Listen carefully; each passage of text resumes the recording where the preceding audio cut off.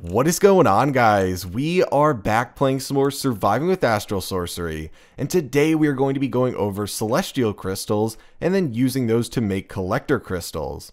Now, if you don't know what celestial crystals are, you can basically think of them as the better version of rock crystals, because that's really all they are. They're just going to be treated almost identical, just way more powerful.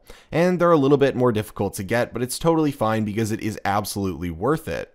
Now, you've probably noticed in a ton of the recipes we've gone over, and I will use the Starlight crafting altar as an example, they are treated almost interchangeably, at least in a lot of the early game setups. So you'll see that the recipe is flipping between the rock crystal and celestial crystal. You can also use an unattuned or attuned version, it doesn't matter. But in a lot of the early game setups, you will be able to replace a rock crystal with the celestial one if you choose. You really shouldn't have any reason to, because the rock crystals are worse. I wouldn't waste a celestial crystal on them. But in certain late game setups, you will need a celestial crystal. And today's setup is going to be one of those, because when we turn it into a collector crystal, which you can do with both rock crystals and celestial crystals, we are going to be setting up a multi-block below it that will allow us to get way more benefit from it, even if the attuned constellation is not in the sky. And that's going to require it to be a celestial version, not a rock crystal one. So, a lot of stuff to go over today. I think it's going to be pretty fun, but if you want to do all the stuff we're doing today, you are going to need what we did last episode, which was first off making the celestial altar for starlight crafting. We are going to be using these additional crafting slots today, and in those slots, we are going to need materials made by this setup over here, the Starlight Infuser. So we are going to need the upgraded aquamarine to make the collector crystal. So that's exactly why we set both of those up last episode, was so we could do this today, because obviously we want to get our hands on these powerful crystals as quickly as we can so we can boost things like our starlight levels and our crafting setup and make our rituals more powerful and all that fun stuff, because there is so much you can do with collector crystals. So we really need to jump into it today though, and I got everything we need right over here. So what we're going to start out doing is growing ourselves some celestial crystals, because you actually have to grow these, and you will do so by throwing a crystal and some stardust into liquid starlight. So the best way to go about growing these crystals, and doing so at a reasonable pace at least, is going to be utilizing one of the large shrines around the world that contains a collector crystal already. Now obviously you can't move this, but early on it's going to allow us to speed up the process until we have our own collector crystal, so we can do this wherever we want, but it will do so by allowing us to utilize the star metal mechanic that comes along with growing celestial crystals. Now this mechanic makes it so that when you grow a crystal cluster, which is what gives you celestial crystals, on top of star metal, the process is sped up drastically. The only problem is, because it's absorbing starlight from the star metal ore to speed up the process, it's eventually going to convert it back to iron, meaning you need to have a nearby collector crystal linked to it to routinely convert it back to star metal so you can keep absorbing starlight from it. So that's why we're coming over here. Like I said, eventually we'll have our own one to set up at our base, so we don't need to worry about having one nearby, but for the time being this should be sufficient. And so what we'll do is use a linking tool to link the collector crystal to the star metal, and it's only going to matter once this converts to iron, but then it will bring it back to star metal for us and keep the process sped up. Now we are going to set up two of these right next to each other today, one with the star metal below it and one without it, just to show you guys the difference in speed once it finishes.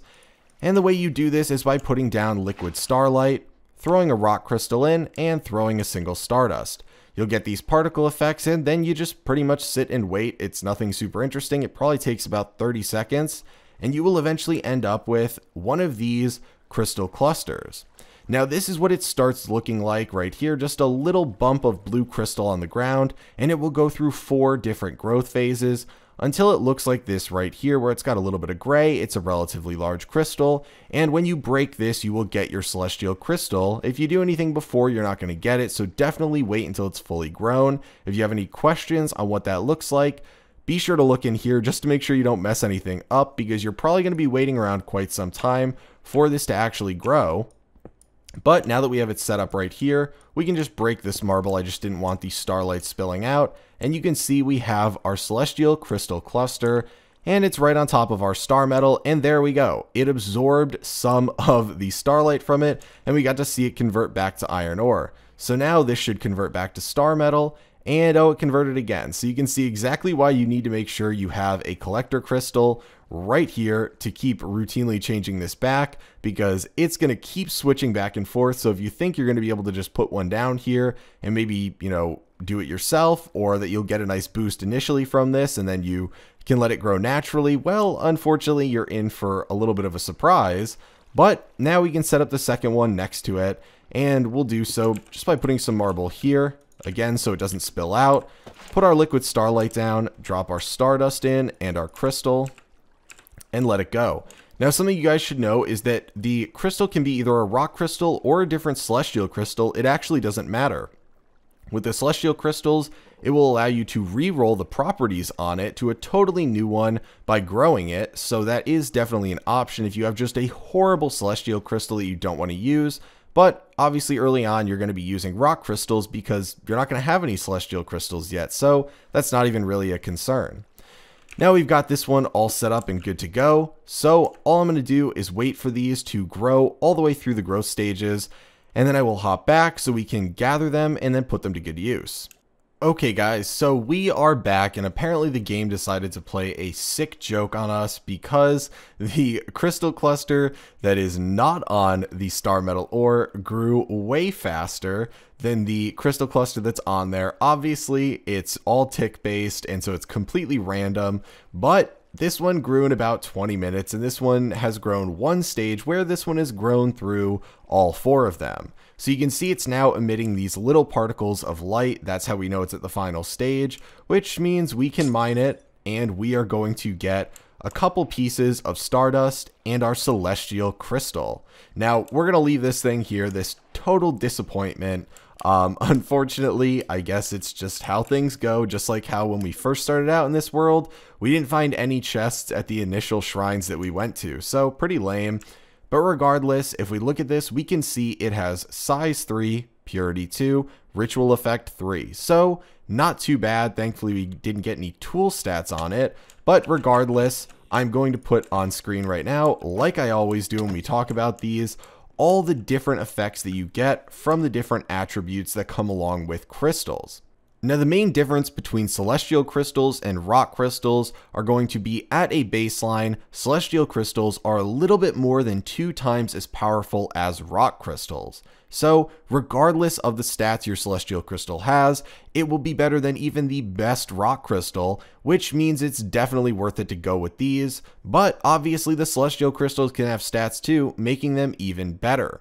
Now, one thing to note is that rock crystals have a maximum of 8 different stats, with each level counting as one of those. So in this case of this celestial crystal, it has size 3, purity 2, ritual effect 3, so 3 plus 2 plus 3 is 8. So if these were the stats on a rock crystal, this would be maxed out. It couldn't get any more even if you combine it or try to increase its size or anything like that. You're not going to be able to get any more stats on it.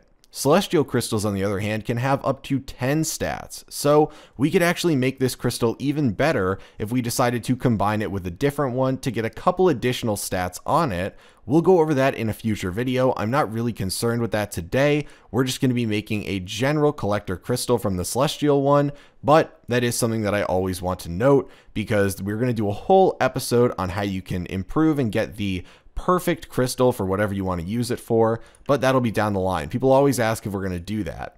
So the next step in this process is going to be attuning the celestial crystal that we just got. Now, you need to attune the crystal to be able to turn it into a collector crystal. Whether you're using a rock crystal or a celestial crystal, you need to attune it to a constellation to be able to craft the next step. If we open up the Astral Tome and we go to the collector crystal initial page, we can see that the recipe for this, which uses the celestial altar and a couple different things, requires an attuned rock crystal. Now, obviously, if we're going to be making a collector crystal from the celestial one, this will be replaced with a celestial crystal, but it still needs to be attuned. The reason being, you need to have it bound to one of the constellations so it knows what to gather starlight from. The big downside is that it's mainly going to be powered when that constellation is in the sky. So first off, you really want to start out by attuning it to one of the bright constellations. In this case, we've got Visio still placed down here, so we're just going to attune it to Visio, one that is almost always out, so that we can get the most benefit from it. So we're just going to toss it down in here and let this go. But we're also going to be making a multi-block that goes below it today that only works with the celestial version of the collector crystal, and that's going to allow it to be a little bit less effective than it normally would be when Visio is out, but it will also allow it to be way more effective than it would otherwise be if it's not out. So it'll kind of average down on the two of them. It'll be better than when it would be not out, but it'll be a little bit worse and not as powerful when it is out. So it kind of helps balance everything out. Obviously, that's what we want for general purposes. But now we have the Visio Celestial Crystal, and we're going to be putting it into that recipe we just looked at in the Astral Tome, which is 4 Stardust, 4 Illumination Powder, and 4 Resonating Gems, which is why we made the Starlight Infuser. So over here, we'll grab these out, and we can quickly place them in the Celestial Altar right over here. So I believe it was Illuminating Powder like this. Obviously, this is in the center. I'm trying to remember the recipe for this. So it's the Stardust in the far corners and then the Resonating Gems. So there we go. And then the Resonating Gems there. So that'll make us our collector crystal. We'll just grab out our wand so we can start this. It's a relatively lengthy process, but once we get that out, we are going to be setting it up right over here in place of this spectral relay setup, and then binding it to our crafting table right over there. So we're going to clear out this area real quick, and this is going to be way more effective than the spectral relays. So we'll just mine this out, and we're going to actually have to go down one on this too, because again, just like we did with the Starlight Infuser, we are going to be making a trough for the Starlight to go in. So we can come back over here and grab our Visio Celestial Collector Crystal. Quite a mouthful. There's a lot of tongue twisters in today's episode and a lot of long names to say. Trying to say Celestial Crystal, Collector Crystal, Crystal Cluster. The Crystal Cluster one, that one really gets you. But all the stuff that we need for the setup that's going to be going below this Celestial Collector Crystal is right in here. Now we can quickly see that by opening up the Astral Tome and going to the enhanced celestial collectors right here. My goodness. And this one shows the multi-block. Now this is only applicable to the celestial version. And like I said, it's going to allow it to be a little bit more attuned to everything, so it won't be as potent as it would be when the celestial constellation that it's attuned to is out, but it will also make it better when it's not out. So that's what we want. And to set this up, we are going to need 5 chiseled marble, 12 rune marble, 9 regular marble, 5 engraved marble, 8 liquid starlight buckets, and 1 marble pillar, and then obviously the celestial crystal we just made. So we're expending a ton of starlight as we do all these setups, but we can come over here, and if we open this up, we can see that if we want the starlight portion of it flush with the ground, then we're going to come up 2, and then 1 more, and then put the crystal on top of that. So I'm quickly just going to use some of the bricks that we got. So we're going to come up 1, 2, 3, and it's going to go right here.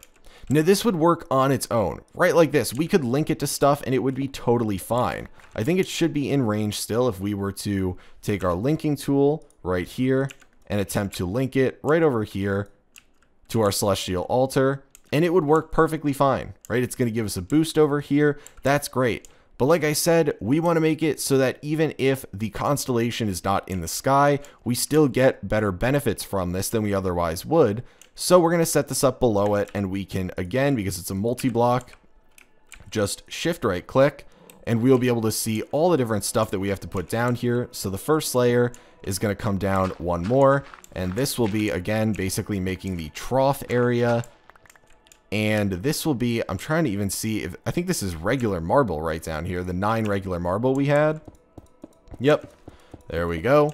Next level is going to be the runed marble right around the outside, and we'll put the engraved marble right in the middle, and then we're going to have the, is it the chiseled marble on the corners, it looks like? Yep, chiseled marble on the corners. Rune marble filling in the rest of the sides here. And then an engraved marble in the center. And then, did it decide it wants, it doesn't even want to show? Oh, I think it wants the liquid starlight now. It doesn't even count those. It doesn't show them. But I guess it wants those put down now too. So we're going to fill this whole thing up with liquid starlight. Obviously, it was a good thing that I saved all those buckets we had from last episode. And there we go. Finish putting these down. Right there. Right there. And is the last one right here? Yeah. It's so difficult to see. Okay, so it was counting those. So now we can finish up putting down the engraved marble on all these corners. Oh my gosh, we got the buff, so now it looks really weird. We have night vision, so everything looks super weird with this. Oh my gosh, okay. And then we finally have the chiseled marble right here. And now you can see we get even more effects from this. So it looks even cooler. We get some sort of almost like lightning effects. We get a little bit more of a teal effect coming off this instead of just the blue. And this setup is going to make it so that it is going to be, again, more balanced, where you won't get the huge spike whenever we have Visio out. This will be more useful if you attune it to not as common constellations, so the dim ones. But obviously in this case, you know, Visio is not always going to be out. So if it was out, this would have gotten a huge boost without this setup. Now that boost is toned down, but on the nights when it's not out, this will produce more than it otherwise would have if we didn't have it. So again, you won't get those huge spikes in the starlight potential of this. And that can be very useful in some cases where you have setups that you definitely don't want to have spikes and then drops in it, and instead just want a constant level.